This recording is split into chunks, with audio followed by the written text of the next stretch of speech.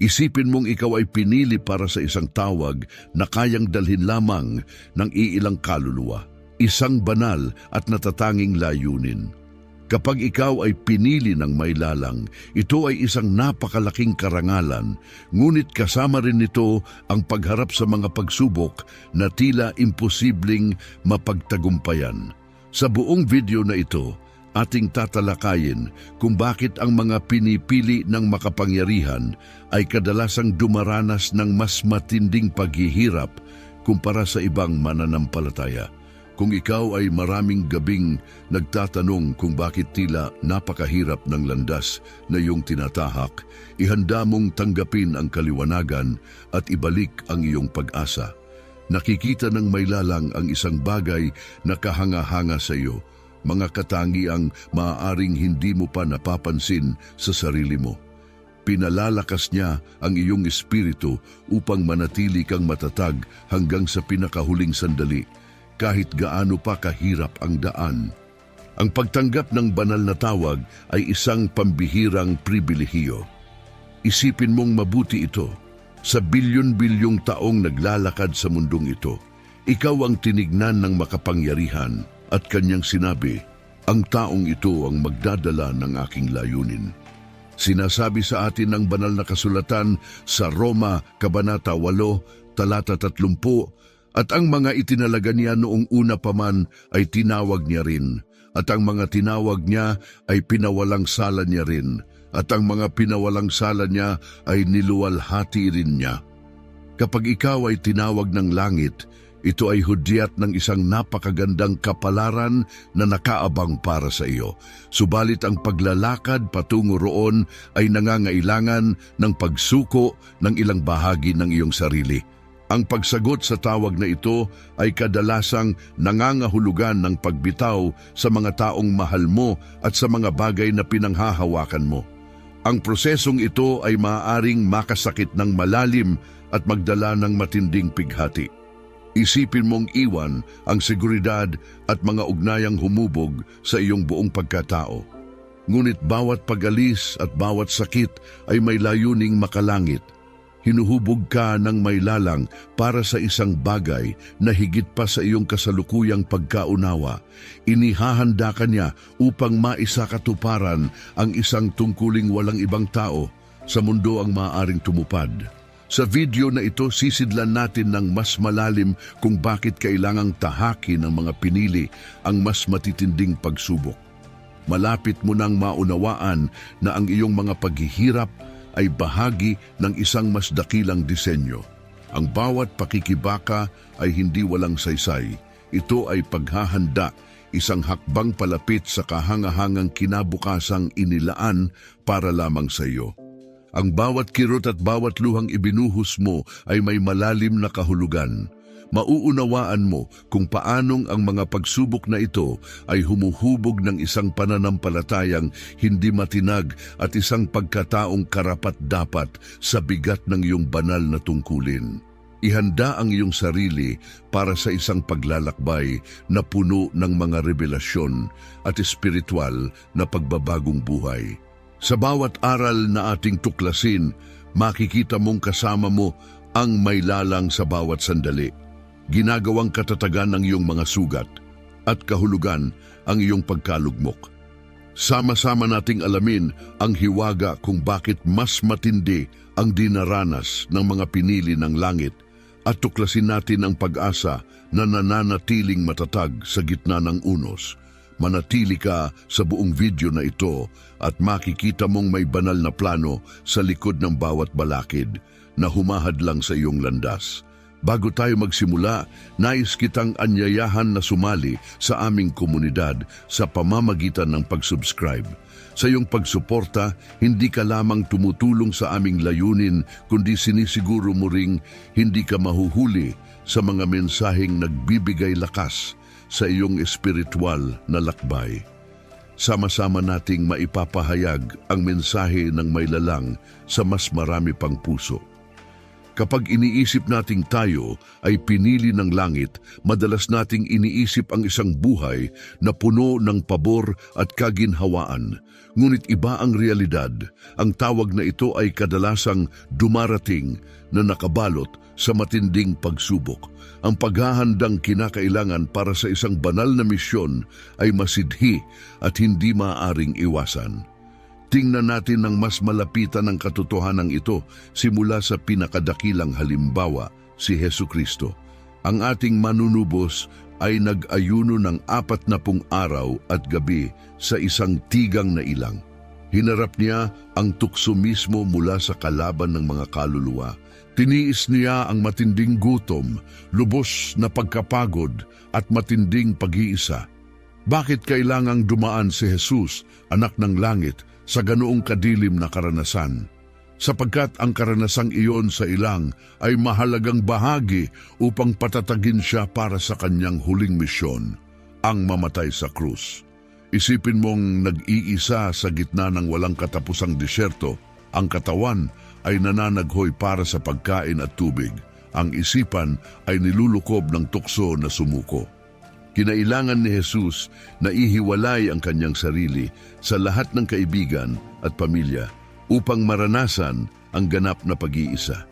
Kinailangan niyang harapin ang mga hangganan ng kanyang pagiging tao upang lumitaw na mas malakas mentally at spiritually. Sa matinding pagsubok na ito, kanyang nakuha ang lakas ng loob na kailangan upang tiisin ang di masukat na paghihirap na naghihintay sa kanya. Sa loob ng 40 araw na iyon, paulit-ulit siyang tinukso ng kaaway. Ipinakita sa kanya ni Satanas ang kapangyarihan, kayamanan at kaginhawaan, umaasang maililihis siya mula sa kanyang banal na landas. Ngunit sa bawat tukso na tinanggihan niya, lalo pang tumibay ang kanyang paninindigan at ugnayan sa Ama. Ipinakita niya na kahit nasa anyong tao, ang pinakamabibigat na pagsubok ay maaaring mapagtagumpayan sa tulong ng Diyos. Ang panahon ng pagsubok na iyon ay nagsilbing matinding pagsasanay. Gaya ng mga mandirigmang, kailangang sumailalim sa matinding paghahanda bago pumasok sa labanan. Si Jesus ay kinailangang ihanda para sa pinakamatinding labanan sa kasaysayan, ang pagliligtas sa sangkatauhan. Ang paghahandang ito ay hindi lang sa pisikal, kundi tumagos din sa kanyang espiritu at emosyon.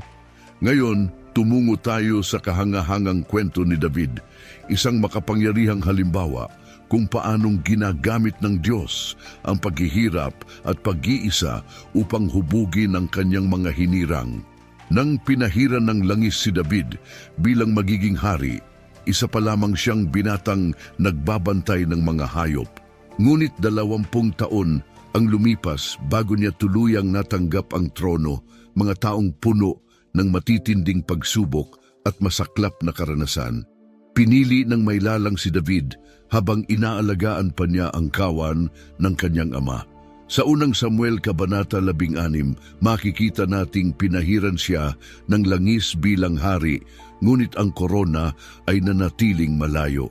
Sa halip, bumalik si David sa malalawak na pastulan kung saan araw-araw siyang nahaharap sa panganib, mga mababangis na hayop gaya ng leon at oso. Ang bawat sagupaan sa mga hayop na ito ay hindi lamang pagsubok ng kanyang tapang, itinuro rin nito sa kanya na umasa sa langit para sa kaligtasan at tagumpay. Napapaligiran ng kagubatan, ginugol ni David ang napakaraming oras sa pag-iisa. Ang tanging kasama niya ay ang kanyang mga tupa at ang kanyang mailalang. Ang sapilitang pag-iisa na iyon ay naging makapangyarihang kasangkapan sa kanyang espiritual at emosyonal na paglago. Mahabang oras ang ginugol niya sa pakikipag-usap sa kataas-taasan, sa paglikha ng mga awit ng papuri at sa pagpapatibay ng pananampalatayang hindi matitinag. Dahil sa mga oras ng pag-iisa, nabuo ni David ang isang matalik na ugnayan sa langit na naghanda sa kanyang puso para sa mga labang naghihintay sa hinaharap. Sa mahabang panahong iyon, natutunan ni David ang pagtitiis at ang pagpapahalaga sa tamang panahon ng Diyos. Bawat tagumpay laban sa mababangis na hayop ay naghanda sa kanya upang harapin ang mas mabibigat na kalaban sa darating na mga taon.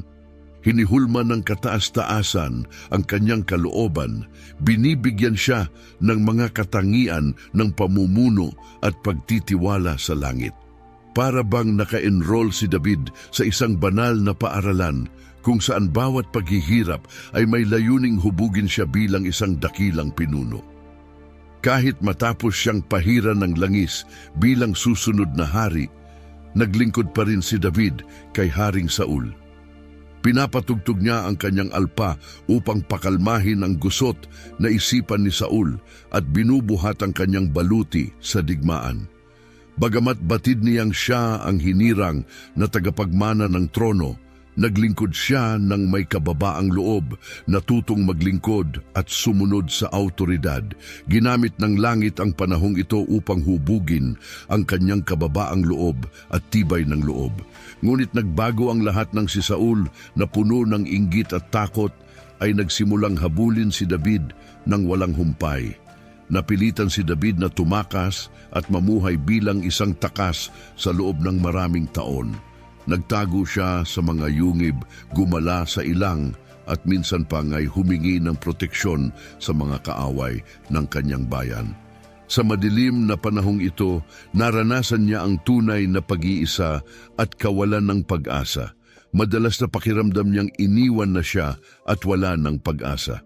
Sa yungib ng Adulam, natagpuan ni David ang pansamantalang kanlungan. Sa tagong lugar na ito, nagsimulang lumapit sa kanya ang mga taong tumatakas din o hindi kontento sa pamumuno ni Saul.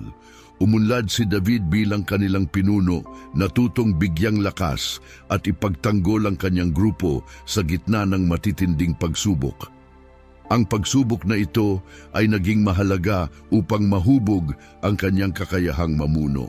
Bawat karanasan, ang pag-iisa kasama ng mga tupa, ang paglilingkod kay Saul, ang pagtakbo sa mga kaaway, at ang pamumuno sa Adulam ay naging bahagi ng pagbubuo ng pagkatao ni David.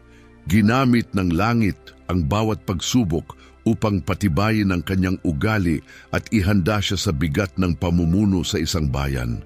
Natutunan ni David na magtiwala sa mailalang sa bawat sitwasyon, maging matiyaga at humingi ng karunungan mula sa langit bago gumawa ng desisyon. Kung ang mensaheng ito ay nakaantig sa iyo, inaanyayahan ka naming mag-subscribe at i-like ang video na ito. Sa simpleng paraang ito, matutulungan mo kaming maiparating ang mga salitang nagbibigay lakas sa mas marami pang puso at magpatuloy sa pagbabahagi ng nilalamang nagpapalakas ng Espiritu. Napakahalaga ng iyong suporta para sa amin. Ngayon na naunawaan natin kung bakit mahalaga ang matinding paghahanda para sa mga hinirang ng langit, pag-usapan natin ang ikalawang dahilan kung bakit madalas silang dumanas ng mas mabibigat na pagsubok. Ang pagpipino ng pananampalataya. Ang tunay na pananampalataya ay higit pa sa simpleng pagkilala. Ito ay lubos na pagtitiwala sa mailalang kahit tila kabaligtaran ang lahat ng nakikita. Para sa mga may banal na tawag, kailangang maging matatag ang tiwalang ito, kaya't madalas payagan ng kataas-taasan ang mga pagsubok upang ito'y lalong lumalim. Si Abraham, na kinikilalang ama ng pananampalataya, ay humarap sa isa sa pinakamabigat na pagsubok sa kasaysayan ng pananampalataya. Matatagpuan sa Genesis Kabanata 22 ang kanyang kwento, isang makapangyarihang patunay kung paano sinusuri ng langit ang debosyon ng mga pinili. Ang pagsubok na ito ay hindi lang pagsunod, kundi pagsusuri sa lalim ng kanyang tiwala habang kinahaharap ang isang utos na napakasakit. Binigyan si Abraham ng banal na pangako. Siya'y magiging ama ng isang dakilang bansa. Sa loob ng napakahabang panahon, tila imposibleng mangyari ito sapagkat tumanda na sila ni Sarah nang wala pang anak. Ngunit tinupad ng langit ang hindi kayang gawin ng kalikasan at isinilang ni Sarah si Isaac, ang anak ng pangako. Ang batang ito ay sumisimbolo ng kinabukasan, katuparan ng banal na pangako at pag-asa ng mga susunod na salinlahi. Pagkatapos, may dumating na utos mula sa may lalang na labis na mahirap unawain. Kunin mo ang iyong anak, ang kaisa-isa mong anak na si Isaac na iyong mahal, at pumunta ka sa lupaing Moriah. Ialay mo siya roon bilang isang handog na sinusunog sa bundok na ituturo ko sa iyo. Tiyak na nabasag ang puso ni Abraham sa mga salitang ito. Ang batang inaasam niya sa loob ng maraming taon ang mismong katuparan ng pangako ng langit, ngayoy kailangang isuko. Ang utos ay malinaw, ngunit tila taliwas ito sa pangakong mula kay Isaac magmumula ang dakilang lahi. Gayunman, agad na sumunod si Abraham. Gumising siya ng madaling araw, inihanda ang kanyang asno, pinutol ang kahoy para sa handog at lumakad kasama si Isaac at 2 lingkod patungo sa Moriah. Sa 3 araw ng paglalakbay, bawat hakbang ay tila may dalang bagong kirot. Dala ni Abraham ang mabigat na pasaning, alam niyang naghihintay sa dulo ng paglalakbay. Alam niyang sa huli, kailangan niyang ialay ang kanyang pinakamamahal na anak. Pagdating nila sa lugar na itinuro, iniwan ni Abraham ang kanyang mga lingkod at sinabi, "Manatili kayo rito kasama ng asno. Kami ng aking anak ay magpupunta roon upang sumamba, at pagkatapos ay babalik kami sa inyo." Mapapansin ang tahimik na pagtitiwala sa kanyang mga salita na sila'y babalik na magkasama. Matatag ang pananalig ni Abraham na ang langit ay kikilos sa tamang panahon at tutuparin ang pangako nito. Magkasama silang nagpatuloy. Bit-bit ni Isaac ang kahoy sa kanyang likod at nagtanong, "Ama, narito ang apoy at ang kahoy, ngunit nasaan ang korderong iaalay natin?" Sumagot si Abraham, "Ang langit mismo ang maglalaan ng kordero, anak ko." Ang mga salitang iyon ay may layuning higit pa sa pagpakalma sa bata. Ipinahayag nito ang malalim na tiwala ni Abraham. Naniniwala siyang darating ang probisyon kahit wala siyang kaalam-alam kung paano ito mangyayari. Pagdating nila sa itinakdang lugar, nagtayo si Abraham ng dambana, inayos ang mga kahoy, tinali si Isaac ng mahigpit, at inihiga siya sa ibabaw nito.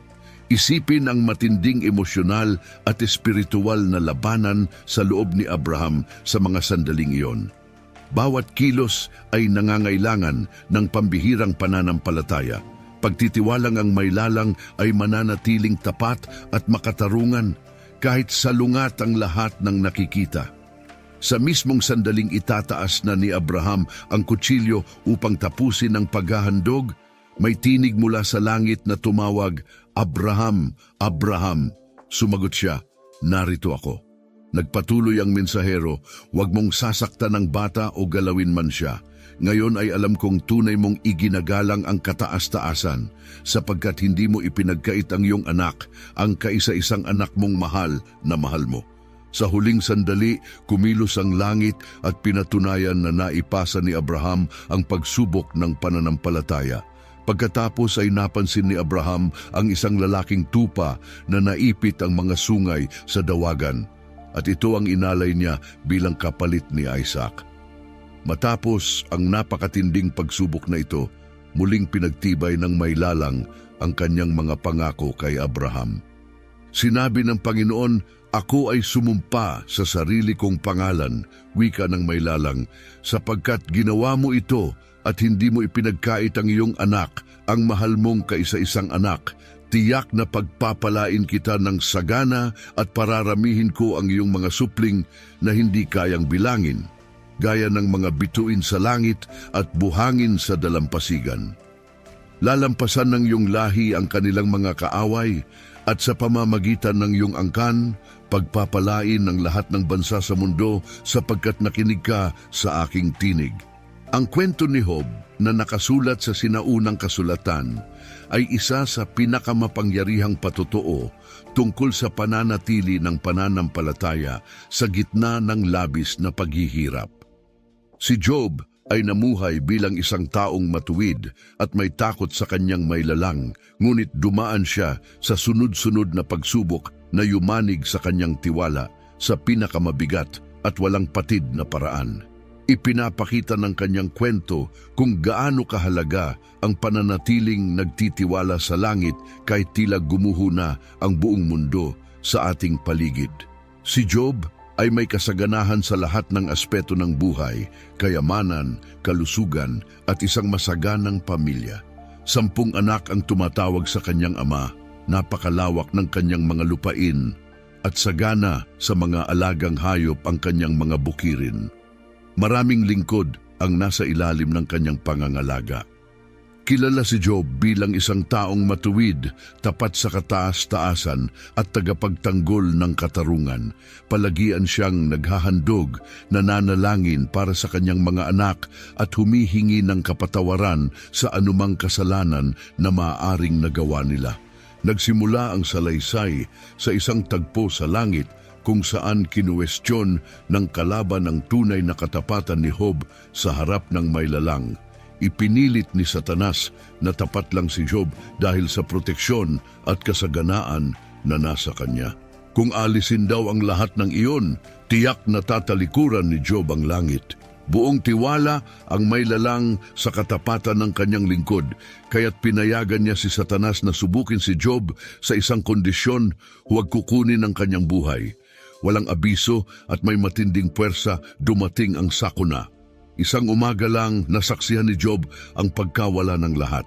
Dinukot ang kanyang mga alagang hayop, pinaslang ang kanyang mga lingkod, at ang pinakamasaklap, lahat ng kanyang mga anak ay namatay nang gumuho ang bahay na kanilang tinutuluyan dahil sa malakas na hangin. Sa loob lamang ng ilang oras, mula sa pagiging pinakamayamang tao, naging wasak at wala ng pag-asa si Job. Isipin ang hindi masukat na sakit nang mawalan ng lahat ng anak sa isang iglap.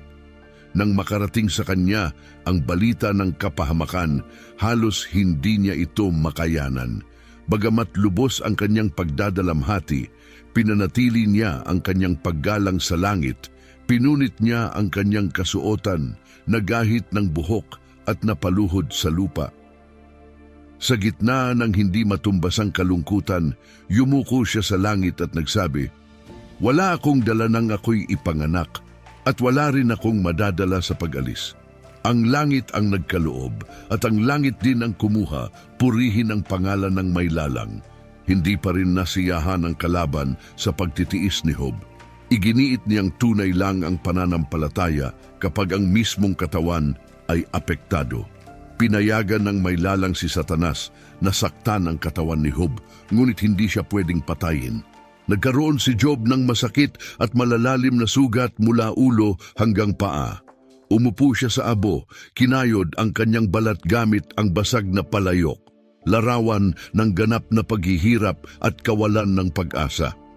Bukod sa pagkawala ng yaman at kalusugan, naranasan din ni Job ang pag-iisa at hindi pag-unawa mula sa pinakamalalapit sa kanya. Ang kanyang asawa, dala ng matinding kawalang pag-asa, ay nakiusap na isumpa na lang ang maylalang at tanggapin ang kamatayan, ngunit matatag ang tugon ni Job, "Ang mga salita mo ay walang saysay. Tanggap natin ang kabutihang galing sa langit, ayaw mo ba ring tanggapin ang kahirapan?" Dumating ang 3 kaibigan, sina Eliphaz, Bildad at Zophar, na may layuning aliwin siya, ngunit sa halip ay inakusahan siyang may tinatagong kasalanan. Sa halip na aliw, inabot ni Job ang paninisi at pagkondena na lalong nagpalalim ng kanyang pagdurusa at pag-iisa. Gayunpaman, pinanghawakan ni Job ang kanyang pagiging matuwid, idiniin ang kanyang pagiging walang sala, at patuloy na naghanap ng paliwanag mula sa kataas-taasan. Sa gitna ng kanyang sakit, itinaas ni Job ang kanyang tinig sa langit. Hinagpis niya ang kanyang kalagayan, kinuwestiyon ang katarungan ng Diyos, at nagmakaawa ng liwanag kung bakit siya dinapuan ng ganoong matinding pagsubok. Hindi niya maunawaan kung bakit ang isang taong matuwid ay kailangang dumanas ng ganitong paghihirap.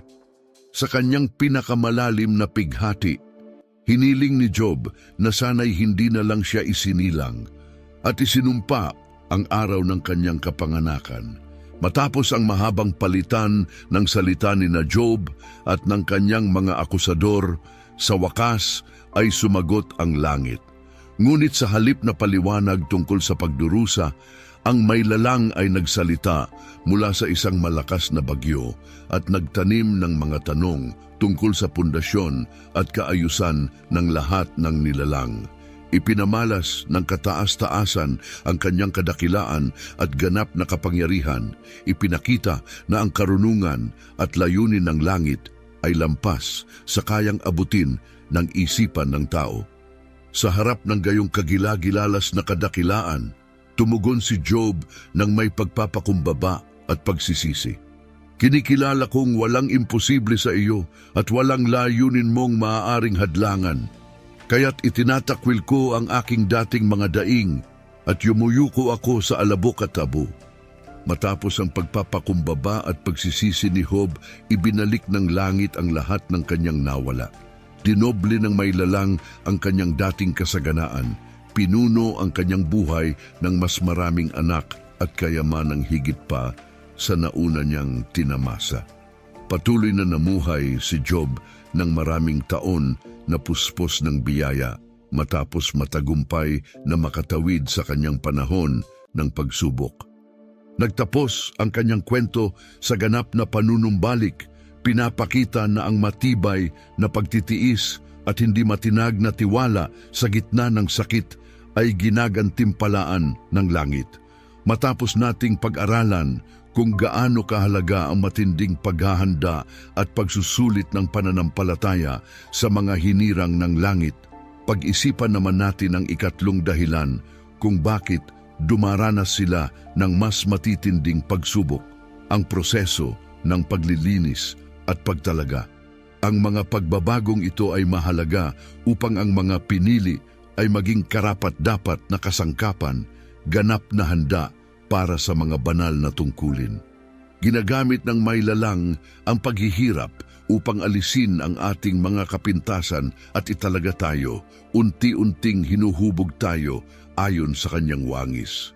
Madalas ihambing ng kasulatan ang paglalakbay ng paglilinis sa apoy na nagpapadalisay sa mahalagang metal. Sinasabi sa Malakias, Kabanata 3, Talata 2 at 3, ngunit sino ang makakatagal sa araw ng kanyang pagdating? Sino ang makakatayo kapag siya'y nahayag? Siya'y tulad ng apoy na nagpapadalisay ng metal at sabon na panlinis ng kasuotan.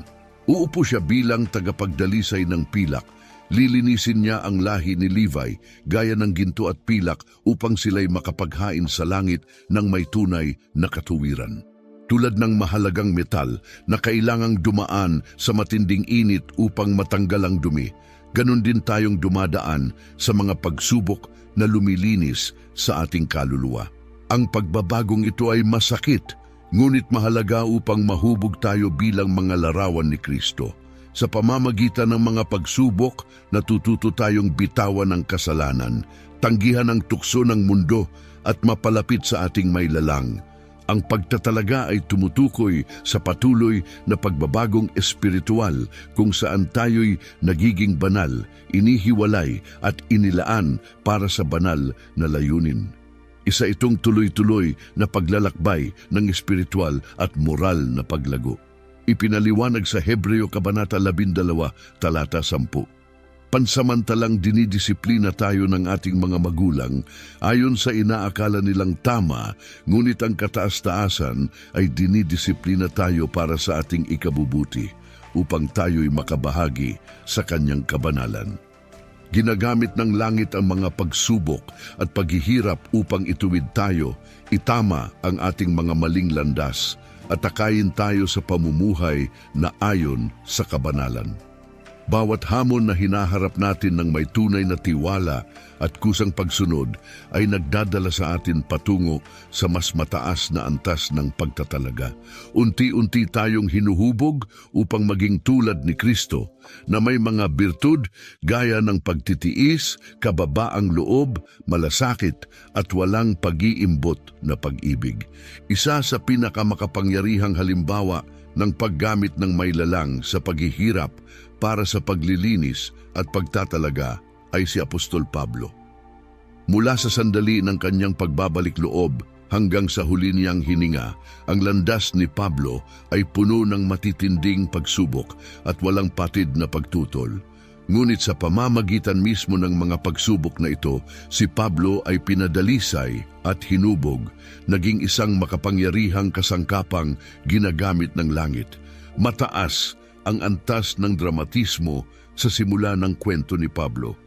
Bago siya naging masigasig na tagasunod ni Kristo, kilala siya bilang si Saulo ng Tarsus, isang mabagsik na mang-uusig ng mga mananampalataya.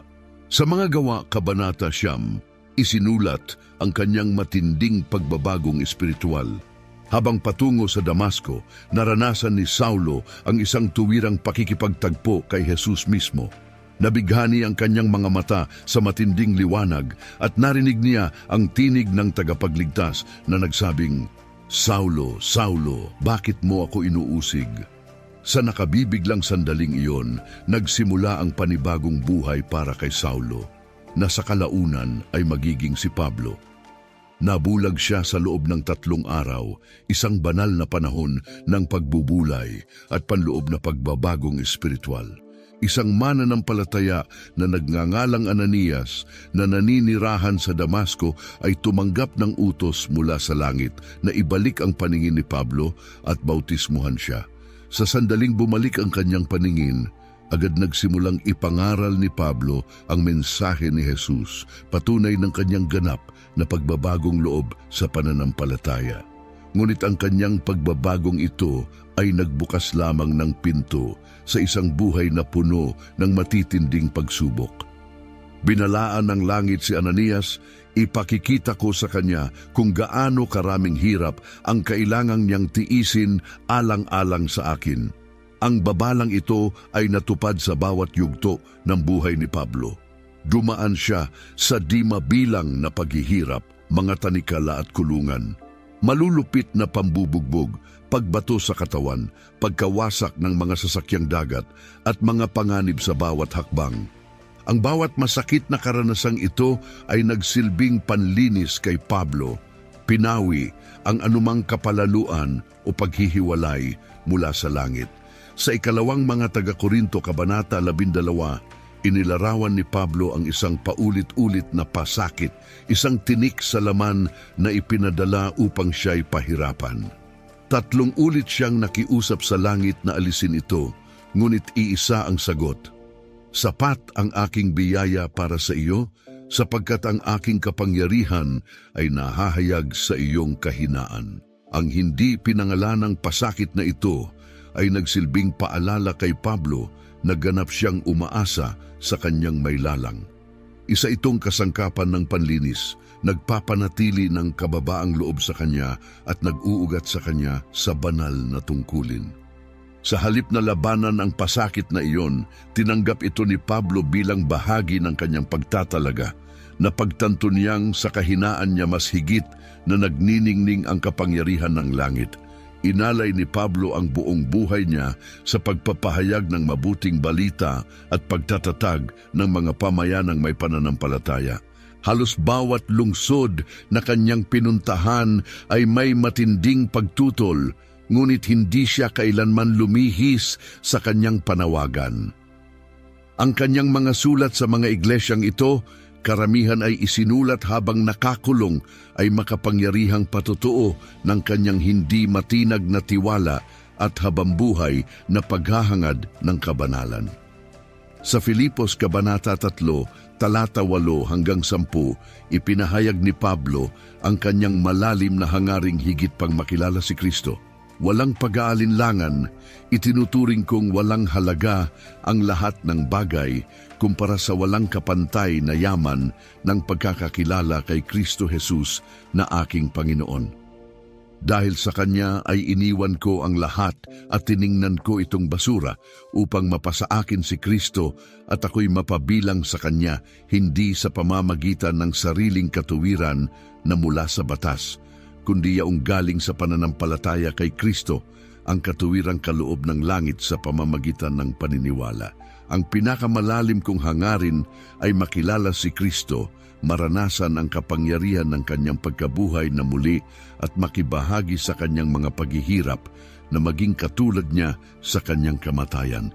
Ipinapakita ng mga talatang ito ang napakalalim na pagbabago sa buhay ni Pablo. Para sa kanya, ang paghihirap ay paanyaya upang makiisa kay Kristo, upang mahubog ayon sa kanyang wangis. Ang pagtatalaga para kay Pablo ay hindi lamang teorya, kundi araw-araw na katotohanang hinubog sa gitna ng pagsubok at pakikibaka. Habang papalapit ang wakas ng kanyang buhay sa mundo, nanatili si Pablo sa kanyang panawagan, alam niyang nalalapit ang kamatayan. Sa 2 Timoteo Kabanata 4, talata 6 hanggang 8, isinulat niya, "Ang aking buhay ay ibinubuhos na gaya ng handog at nalalapit na ang oras ng aking pag-alis.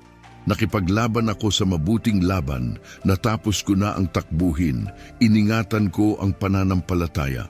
Naghihintay sa akin ang korona ng katuwiran, na ibibigay sa akin ng Panginoon ang matuwid na hukom sa araw na iyon, at hindi lang sa akin, kundi sa lahat ng nanabik sa kanyang pagdating."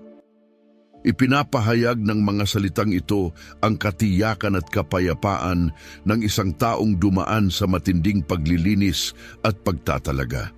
Alam ni Pablo na natupad na niya ang kanyang tungkulin at handa na siyang humarap sa kanyang Panginoon. Ang kwento ni Jose na matatagpuan sa aklat ng Genesis ay isa pang kamanghamanghang halimbawa kung paanong ginagamit ng langit ang paghihirap para sa paglilinis at pagtalaga. Mula sa kanyang kabataan hanggang sa siya'y maging ikalawang pinakamakapangyarihan sa buong Ehipto, ang buhay ni Jose ay puno ng di inaasahang pag-ikot, matinding kawalang katarungan, at sa huli ay ganap na panunumbalik. Bawat yugto ng kanyang buhay ay naghanda sa kanya para sa dakilang layunin na itinalaga ng langit. Si Jose, ang paboritong anak ni Jacob, ang patriarka ng pamilya ng Israel.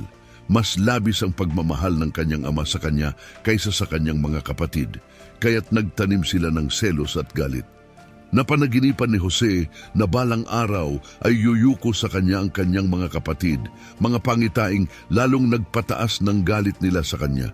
Sa pagtataksil, ipinagbili siya ng kanyang mga kapatid sa mga mangangalakal na Ismailita na nagtungo sa Ehipto. Ang pagkakanulong iyon ang naging simula ng sunod-sunod na pagsubok na sumubok at humubog sa kalooban ni Jose. Sa pagdating niya sa Ehipto, siya'y binili ni Potifar, isang mataas na opisyal ni Paraon. Kahit siya'y naging alipin, namukod tangi si Jose sa kanyang matuwid na asal at kahusayan. Agad siyang nagkamit ng tiwala ng kanyang Panginoon at binigyan ng pamumuno sa buong sambahayan. Ngunit pinagnasaan siya ng asawa ni Potifar. Nang tanggihan niya ang babae, pinaratangan siya nitong pinilit siya, at dahil dito ipinatapon si Jose sa bilangguan. Kahit nasa likod ng mga rehas, nanatili si Jose sa kanyang integridad at patuloy na nagtitiwala sa langit. Nakuha niya ang respeto ng tagapamahala ng piitan at pinagkatiwalaan na pangasiwaan ang ibang mga bilanggo. Sa panahong ito, binigyang kahulugan ni Jose ang panaginip ng dalawang opisyal ni Paraon, ang tagapagdala ng alak at ang punong panadero. Natupad ng eksakto ang interpretasyon ni Jose. Pinatay ang panadero at ibinalik sa pwesto ang tagapagdala ng alak. Bagamat nangakong babanggitin si Jose kay Paraon, nakalimutan siya ng tagapagdala ng alak sa loob ng 2 taon. Ang matagal na paghihintay na ito ay naging mahalaga sa paghubog kay Jose. Dito niya natutunan ang pagtitiis, kababaang loob at matibay na pag-asa sa langit. Kahit nasa gitna ng kadiliman, hindi siya bumitaw sa pananampalataya. Makalipas ang 2 taon na panaginipan ni Paraon ang mga panaginip na walang makapagpaliwanag. Noon lang naalala ng tagapagdala ng alak si Jose at isinangguni siya kay Paraon. Tinawag si Jose sa harap ng trono at sa patnubay ng Diyos na ipaliwanag niya ang panaginip, 7 taong kasaganaan na susundan ng 7 taong taggutom. Namangha si Paraon sa talino at pananaw ni Jose, kaya't ginawa siyang tagapamahala ng buong Ehipto upang ihanda ang bansa sa darating na taggutom. Si Jose na dating alipin at bilanggo, ngayon ay pangalawang pinakamakapangyarihan sa buong lupain. Nang dumating ang taggutom, umabot ang epekto nito hanggang sa mga karatig lugar, kabilang ang Kanaan kung saan nakatira ang pamilya ni Jose. Naglakbay ang kanyang mga kapatid papuntang Ehipto upang bumili ng pagkain. Hindi nila alam na ang makapangyarihang opisyal na kanilang kaharap ay ang kapatid nilang si Jose. Agad silang nakilala ni Jose, ngunit hindi nila siya nakilala. Sinubok sila ni Jose upang makita kung nagbago na ang kanilang puso at sa huli ipinahayag niya kung sino siya. Ang pagkikitang ito ay naging sandali ng malalim na pagpapagaling at panunumbalik ng relasyon. May kapangyarihan si Jose upang gumanti sa kanyang mga kapatid, ngunit pinili niyang magpatawad. Sinabi niya, "Masama ang layunin ninyo laban sa akin, ngunit ginamit ito ng langit para sa kabutihan, upang mangyari ang nakikita nating lahat ngayon, ang pagkaligtas ng napakaraming buhay." Ang buhay ni Jose ay malakas na patunay kung paanong ginagamit ng maylalang ang kahirapan upang linisin at italaga ang kanyang mga pinili. Bawat pagsubok na dinaanan ni Jose ay humubog sa kanyang pagkatao at pinatatag ang kanyang tiwala sa langit. Sa likod ng mga rehas, natutunan niyang umasa sa kataas-taasan kahit tila sarado ang lahat ng daan. Naalis ang kayabangan at pagiging makasarili at siya'y naging isang kasangkapang handa sa banal na layunin. Ang kanyang pagtatalaga ay hindi natapos sa isang yugto. Nagsimula ito sa pagtataksil ng kanyang mga kapatid at nagtuloy-tuloy hanggang sa kanyang pagkataas sa Ehipto. Ginamit ng langit ang bawat karanasan upang ihanda siya sa pagliligtas ng isang buong bansa at pagbubuklod muli ng kanyang nawasak na pamilya. Ang paglalakbay ni Jose ay nagpapaalala sa atin na kahit sa gitna ng pagdurusa, kumikilos ang maylalang sa ating mga kalagayan, nililinis tayo, itinatangi at inihahanda para sa mga dakilang layuning kanyang itinalaga. Naway ang mga kwento ni na Abraham, Job, Pablo at Jose ay nagbigay liwanag sa pagdurusa at pagsubok mula sa isang ganap na bagong pananaw para sa mga hinirang ng langit. Kung ikaw man ngayon ay nasa mahirap na panahon, unawain mong hindi ka nag-iisa. Bawat pagsubok na dumaraan sa iyong landas ay may mas malalim na kahulugan at bahagi ng plano ng langit para sa iyong buhay.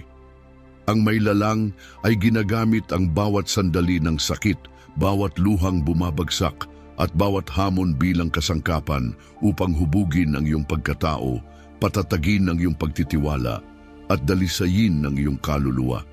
Inihahanda ka niya para sa isang bagay na kahanga-hanga, isang layunin na tanging ikaw lamang ang makakatupad. Maaaring hilingin ng landas na tatahakin mo ang lahat mula sa iyo, ngunit ang pagdaan sa apoy ay nagpapalakas, nagpapatalino at mas lalong inilalapit tayo kay Kristo. Kung paanong sinamahan ng langit sina Abraham, Job, Pablo at Jose, ganun din ang maylalang na lumalakad sa tabi mo. Nakikita niya ang iyong mga labanan, nauunawaan niya ang iyong sakit at inaayos niya ang bawat pangyayari para sa iyong ikabubuti. Pinagtitibay sa Roma Kabanata 8, Talata 28. At alam natin na sa lahat ng bagay ay gumagawa ang langit para sa ikabubuti ng mga umiibig sa Kanya, yaong mga tinawag ayon sa Kanyang layunin. Panghawakan mong kahit napapalibutan ka ng kadiliman, ang kataas-taasan ay nananatiling makapangyarihan. Hindi maaaring mawala ang pagtitiis. Tulad ni Job, panghawakan mo ang iyong integridad at tiwala sa langit kahit hindi mo maunawaan ang dahilan ng iyong pagsubok. Tulad ni Pablo, tanggapin mo ang iyong mga kahinaan bilang daan upang lalong magliwanag ang kapangyarihan ng Diyos sa iyong buhay. Tulad ni Jose, panatilihin mong buo ang pananalig na kayang gawing pagpapala ng langit ang iyong mga pagsubok at gamitin ang mga ito para sa mas malalaking layunin. Kapag bumabagyo sa paligid mo, hanapin mo ang kapayapaan sa iyong may lalang. Ipinahayag ni Jesus sa Juan Kabanata 16, talata 33. Ang mga salitang ito'y sinabi ko sa inyo upang kayo'y magkaroon ng kapayapaan sa akin. Sa sanlibutan ito ay dadaan kayo sa kapighatian, ngunit magpakatatag kayo na pagtagumpayan ko na ang sanlibutan. Ang kanyang kapayapaan ay hindi nakadepende sa panlabas na kalagayan, kundi dumadaloy mula sa hindi matitinag na presensya ng kataas-taasan sa bawat araw mo. Tapusin natin ito sa panalangin. Amang nasa langit, salamat po sa inyong paglalakad kasama namin sa bawat sandali, lalo na sa gitna ng aming mga pagsubok. Ipagkaloob mo po sa amin ang pananampalatayang tanggapin ang inyong plano at manindigan sa tiwala. Linisin mo po kami at italaga, hubugin kami upang maging larawan ng iyong likas. Palakasin mo po kami upang harapin ang bawat hamon ng may tapang at pananabik. Naway matagpuan namin ang kapahingahan sa iyong presensya na may kumpiyansang hawak mo ang lahat ng bagay at na bawat hirap ay may mas mataas na layunin. Sa pangalan ni Jesus, kami nananalangin. Amen? Kung ang mensaheng ito ay nakaantig sa iyo at nagbigay ng halaga, mangyaring ibahagi ang iyong saloobin sa mga komento sa ibaba. Napakahalaga ng iyong tugon sa akin at ito'y gabay sa patuloy na paggawa ng mga nilalaman na magpapalakas at magpapasigla sa iyo. Kung hindi ka pa bahagi ng ating komunidad, malugod kitang inaanyayahang mag-subscribe ngayon. Maraming salamat sa pagbabahagi mo ng oras sa akin at naway ibuhos ng langit ang masaganang pagpapala sa iyong buhay. Hanggang sa muli nating pagkikita sa susunod na video. Nang dumating ang taggutom, umabot ang epekto nito hanggang sa mga karatig lugar. Kabilang ang Kanaan kung saan nakatira ang pamilya ni Jose. Naglakbay ang kanyang mga kapatid papuntang Ehipto upang bumili ng pagkain. Hindi nila alam na ang makapangyarihang opisyal na kanilang kaharap ay ang kapatid nilang si Jose. Agad silang nakilala ni Jose, ngunit hindi nila siya nakilala. Sinubok sila ni Jose upang makita kung nagbago na ang kanilang puso at sa huli ipinahayag niya kung sino siya. Ang pagkikitang ito ay naging sandali ng malalim na pagpapagaling at panunumbalik ng relasyon. May kapangyarihan si Jose upang gumanti sa kanyang mga kapatid, ngunit pinili niyang magpatawad. Sinabi niya, "Masama ang layunin ninyo laban sa akin, ngunit ginamit ito ng langit para sa kabutihan, upang mangyari ang nakikita nating lahat ngayon, ang pagkaligtas ng napakaraming buhay." Ang buhay ni Jose ay malakas na patunay kung paanong ginagamit ng maylalang ang kahirapan upang linisin at italaga ang kanyang mga pinili. Bawat pagsubok na dinaanan ni Jose ay humubog sa kanyang pagkatao at pinatatag ang kanyang tiwala sa langit. Sa likod ng mga rehas, natutunan niyang umasa sa kataas-taasan kahit tila sarado ang lahat ng daan. Naalis ang kayabangan at pagiging makasarili at siya'y naging isang kasangkapang handa sa banal na layunin. Ang kanyang pagtatalaga ay hindi natapos sa isang yugto. Nagsimula ito sa pagtataksil ng kanyang mga kapatid at nagtuloy-tuloy hanggang sa kanyang pagkataas sa Ehipto. Ginamit ng langit ang bawat karanasan upang ihanda siya sa pagliligtas ng isang buong bansa at pagbubuklod muli ng kanyang nawasak na pamilya. Ang paglalakbay ni Jose ay nagpapaalala sa atin na kahit sa gitna ng pagdurusa, kumikilos ang maylalang sa ating mga kalagayan, nililinis tayo, itinatangi at